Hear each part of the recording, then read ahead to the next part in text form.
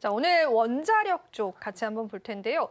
원전 관련해서 좀 이슈가 있었습니다. 드디어 계약이 성료됐다라는 이야기 나왔는데 체코 원전 계약이 성사가 돼서 실질적으로 원전주에 모멘텀으로 작용하는 것처럼 보입니다. 어떤 내용일지부터 좀 짚어보면 좋을까요? 네. 원래 지금 우리나라가 이제 한수원을 통해서 체코 원전 사업을 추진했었고 거기서 입찰이 됐거든요. 근데 거기에서 이제 본계약을 체결한다라고 했는데 지난 3월 달에 원래 이게 결정이 났었어요. 근데 거기에서 3월 달에서 연기가 되면서 5월 달까지 지속이 됐단 말이죠. 하지만 여기에서 또다시 연기가 됐었는데 이번에 결국은 이제 4일 날 체코 최고행정법원이 이 지방법원의 계약 중지 가처분 결정을 무효화시키자 여기에서 체코 정부가 바로 계약을 체결했습니다. 결국 이제 5월 달에도 될지 말지에 대한 부분들이 있었고 이게 연기되면서 과연 체코 쪽 원전 무산되는 거 아니냐 이렇게 이야기들이 나왔었는데 결국 이제 체결이 됐기 때문에 이와 관련된 종목들이 그동안 또 올라오기 시작했죠. 사실 원전 관련주들은 체코 원전 수주 이게 사실은 이제 굉장히 좀 큰 규모의 수주였거든요. 25조 원 규모예요. 그래서 이 원전 수주에 대한 기대감을 안고 그동안 좀 많이 올랐었는데 이게 이제 무산되면서 주가가 계속해서 힘을 잃고 좀 떨어져 왔었습니다. 일부 종목들을 제외하고는 주가가 좀 많이 떨어졌었죠. 하지만 이번에 체코 원전 수주 소식 이제 계약 체결 소식과 함께 주가가 크게 이제 오르고 있는 분위기고요. 그리고 이제 이 원전에 대한 부분들은 여러분들도 이제 많이 아시겠지만 우리가 AI 그리고 데이터 센터에 있어서 이제 전력들이 굉장히 많이 필요합니다. 데이터 센터는 전력들을 계속해서 유지를 해줘야 되거든요. 그래서 지금 이제 그 전에 저희가 얼마 전에도 이 대선 전에도 이제 이 공약들을 할 때 이 원전 이제 데이터 센터와 관련된 AI 쪽을 좀 키우겠다 이런 공약들을 많이 했었고 그러면서 데이터 센터에 대한 중요성 거기에 따라서 원전이라든지 전력에 대한 기대감을 계속 가져왔었는데 이번에 계약 소식과 함께 또 원전주들이 올라갔단 말이죠. 실제로 이제 트럼프 대통령 같은 경우에도 미국 원전 최근에 이제 그 내용들을 보시게 된다면 원전의 사용 용량을 현재보다 4배 정도 증가를 시키겠다 이런 발표를 했었거든요. 이것도 저희가 얼마 전에 이제 한번 다뤘던 내용이기도 해요. 그래서 이제 미국 쪽에서도 원전에 대한 원전이 결국은 필요하다라는 입장이었고 그래서 원전의 사용 용량을 늘리겠다라고 표현했었던 거고요. 그리고 이제 유럽 같은 경우에도 사실 그 원전 쪽에 대해서는 탈원전 정책을 좀 해왔던 그 나라들이 바로 유럽 국가였거든요. 그러니까 유럽의 경우에도 탈원전을 좀 추진했던 이유가 예전에 이제 그 체르노빌 원전 사태를 좀 기억하실 거예요. 그 당시에 워낙에 큰 피해를 입었기 때문에 원전이 위험하다라는 거 다들 인식하고 있었고 그러니까 유럽에서도 원전보다는 신재생 에너지 쪽을 좀 많이 활성화시키고 키워왔었는데 지금은 데이터 센터라는 이 새로운 사업들이 등장하고 AI 시대에 발맞춰서는 결국은 이제 전력 사용량이 굉장히 좀 중요하게 되었습니다. 그래서 이 전력을 꾸준하게 이제 유지를 해줄 수 있는 그런 사업으로 본다면 결국 원전을 빼놓을 수가 없다라는 거죠. 그리고 원전도 이 기본의 대형 원전들보다는 소형 원전의 경우에는 좀 안정성을 좀 더 키울 수 있는 그런 원전이기 때문에 유럽에서도 이제 이런 변화들이 있고 이로 인해서 또 수주가 다시 한번 늘 수 있는 그런 기대감들이 또 있다라는 거죠. 그리고 결국은 이제 AI 쪽에 대한 이 성장 기대감 이거는 결국은 이제 전력이 가장 중요한 핵심이기 때문에 전력 인프라 관련주들도 있지만 근본적으로 전력을 조달해 줄 수 있는 그런 자체가 이제 원전 쪽이 사실은 가장 이제 유력하다고 볼 수가 있죠. 아니면 우리가 이제 화력 발전도 이용해야 되는데 화력 발전의 경우에는 환경 오염을 굉장히 좀 많이 시킬 수 있어요. 그래서 지금으로서 이제 원전이 거기에 있어서 가장 큰 대안이고 오늘 당장 주가가 또 급등하고 있는 이유는 추가적으로 이제 체코 쪽에서의 원전 수주 계약 소식 이게 기다려왔던 거거든요. 그리고 이 계약이 결국 이제 아랍에미리트 이후에 16년 만에 거의 수주가 또 진행이 된 거기 때문에 뭐 여기에 있어서는 원전주들이 충분히 이 상승을 시작할 만한 그런 재료가 되었다 이렇게 볼 수가 있겠습니다. 사실 이제 체코 원전에 가서 수주를 받았고 계약까지 성사된 그런 상황이기 때문에 원전주에 관한 긍정적인 흐름들은 좀 이어지는 것 같습니다. 원전에 관해서 이제 독일 같은 경우에도 탈원전이다라고 하는 이야기가 좀 나옵니다.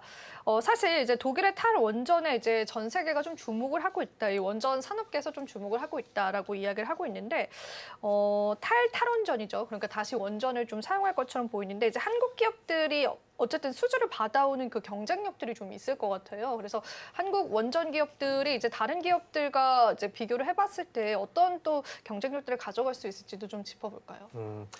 우선 가장 중요한 건 이제 기술력이 좀 뛰어나다는 점이 강점이라고 볼 수가 있어요. 과거에 우리가 그 전 정권에서 이제 탈원전 정책을 좀 했었잖아요. 근데 그 당시에 한국 기술 원전 기술자들이 해외 쪽으로 많이 이제 이탈을 했었습니다. 그만큼 원전에 대한 기술력 자체가 한국 쪽에서의 그 엔지니어들이 굉장히 좀 높은 기술을 갖고 있고, 그리고 이제 해외 쪽하고 경쟁했을 때 또 강점이라고 본다면 우리나라 사람들의 이제 한 해의 또 정서적인 특징일 것 같아요. 좀 빨리빨리에 대한 문화가 있죠.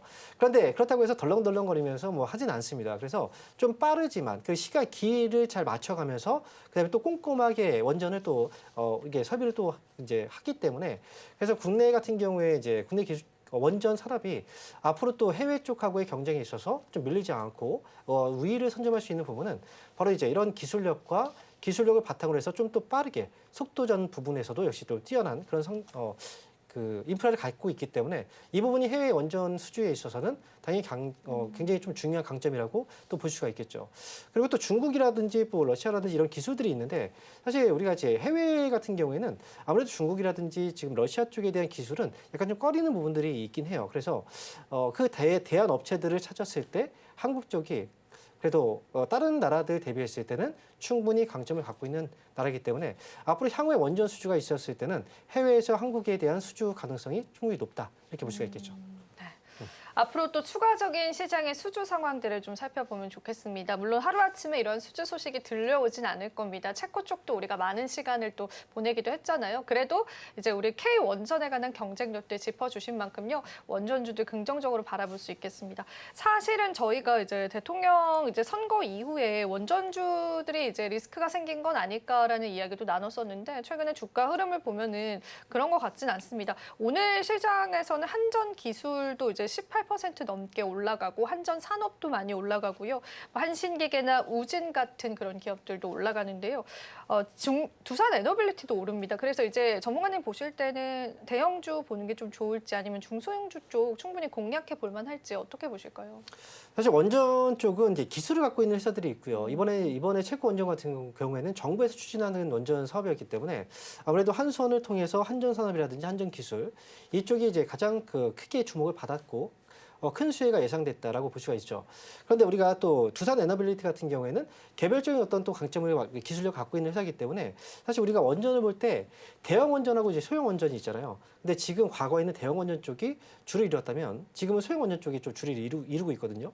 그런데 앞으로의 우리나라에서 정부에서 어떤 원전 사업을 추진하게 된다면 결국은 이제 한전 산업이라든지 한전 기술 이런 기업 쪽이 굉장히 좀 큰 수혜가 될 수 있는데 개별적인 어떤 수주 현황으로 본다고 한다면 중소기업들의 어떤 그 기술력 하나하나가 결국은 해외 쪽에서의 이제 수주로 이어질 수가 있거든요. 그래서 지금은 어떤 이제 대형주라든지 중소형주 쪽을 또 나눠서 보지 말고 이 기술력을 갖고 있는 회사인가 아닌가 그리고 실제로 수주를 했는가 안 했는가 이 부분을 여러분께서 같이 보실 필요가 있어요. 원래 이제 어떤 그 테마가 올라가게 된다면 그냥 조금의 관련주라고 해서 같이 올라가는 경우들이 있거든요. 실제로 수주가 되거나 아니면 계약이 없는 그리고 기술이 별로 크지 않은 그런 회사들 주가 같이 올라가는 경우들이 있는데 그런 종목들을 공략하지 말고 지금은 사실은 좀 검증되어 있는 기업들 쪽으로 가시는 게 저는 좋겠다는 생각이고요. 개별적으로 봤을 때는 두산 에너빌리티라든지 이런 회사들은 주가가 많이 올랐기 때문에 여러분들이 상대적으로 부담을 좀 느낄 수는 있어요. 그런데 그 외에 다른 종목들을 보게 된다면 상대적으로 그렇게 많이 올라오진 않았거든요.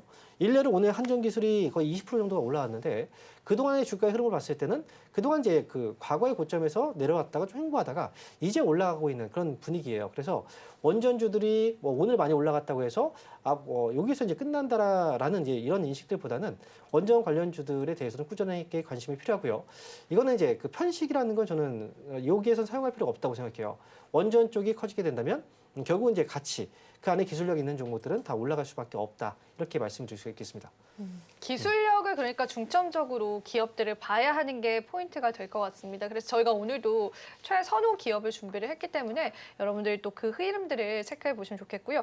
최선호 기업 들어보기 전에 이건 한번 좀 짚어보고 싶은 게 이게 한수원과 이후에 체코 원전에 역외 보조금 위반이라고 하는 리스크가 또 있다고 하더라고요. 그래서 법적인 리스크가 아예 해소가 된 건 아니지 않을까라는 좀 우려감이 있긴 하는데요. 걱정 안 해도 될까요? 계약이 성사가 됐기 때문에. 완전히 그 불확실성이 해소가 됐다라고 보이진 않아요. 아직까지 이 문제는 조금 더 이제 진행을 해봐야 되는 문제이긴 한데요. 일단 계약은 체결이 됐기 때문에 여기에서는 이제 앞으로 이제 추진을 한다라는 의미고 중간에 지금 프랑스 쪽에서의 계속 이제 이 계약을 가지고 이제 사실 이제 그 계속 걸고 있죠. 그런데 여기에 보조금과 관련된 게 문제가 위반됐다라고 얘기를 하지만 주장을 하지만 실제로 국내 같은 경우에는 우리 입장에서 봤을 때는 여기에 보조금 위반을 하지 않았다라는 확신을 또 가지고 있기 때문에 이 부분에 대한 문제는 결국 이제 뭐 소송의 그 과정에서는 분명히 이제 중간중간마다 뉴스가 좀 나오긴 하겠지만 결론적으로는 이제 이걸로 인해서 취소가 되거나 할 거라고 보여지진 않습니다. 만약에 그렇게 됐다면 체코 정부에서 자체도 이렇게 빠르게 이렇게 이제 그 체결을 하진 않았을 것 같아요. 그렇기 때문에 이번에 이제 한 고비를 넘기긴 했지만 중간에 이런 뉴스들이 나올 수 있습니다. 하지만 그거 자체가 이 판을 뒤집을 수는 없다라고 생각을 하고요. 그로 인해서 주가도 크게 뭐 흔들리거나 이러지는 않을 거라고 저는 보고 있습니다. 그 부분들까지 짚어봤고요. 그럼 바로 전문가님께 최선호 기업 이야기 한번 들어보겠습니다. 원전 관련주 중에 어떤 기업 좀 긍정적으로 보실까요? 네, 원전 관련주 중에서 여러 가지 종목들이 있는데요. 사실 지난번에도 저희가 원전 관련주들에 대해서 한번 이야기를 했었어요. 그때 소개해드렸던 종목이 바로 한전기술이었거든요. 올랐습니다. 네, 오늘 굉장히 많이 올랐는데 그래서 한전기술을 다시 얘기할 수는 없고요. 오늘 말씀드릴 기업은 이제 한전기술 말고 제가 앞에서 기술력에 대한 이야기를 좀 많이 했었거든요. 그래서 기술력과 관련돼 있는 기업 중에서 일진파워라는 회사가 있거든요. 이 회사 같은 경우에는 원자력 발전소에 들어가는 핵심 부품을 제조하고 있는 회사입니다. 그렇기 때문에 원전 관련주라고 볼 수 있고 대형 원전에서 소형 원전까지도 우리가 이 회사에 대한 어떤 기대감을 또 가져볼 수가 있고요. 그리고 이제 이 회사의 어떤 강점이라고 본다면 우리가 후쿠시마 원전 사태가 있었죠. 그래서 그 당시에 원전수 방류에 대해서 문제가 좀 있었는데 거기에서 크게 문제가 됐던 부분이 바로 삼중수소에 대한 부분이었어요. 이 삼중수소가 이 유전자를 변형시킬 수 있다는 문제가 있었거든요.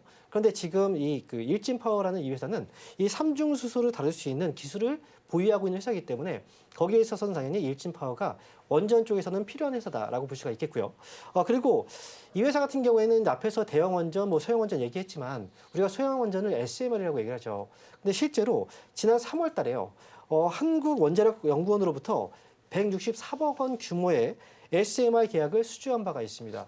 실제 이력이 있기 때문에 앞으로 대형 원전, 뭐 소형 원전, 그리고 앞으로의 또 이 원전이 활성화된다면 일진파워 역시도 지금의 주가보다 조금 더 성장이 가능하지 않을까 이렇게 말씀을 드릴 수가 있겠습니다.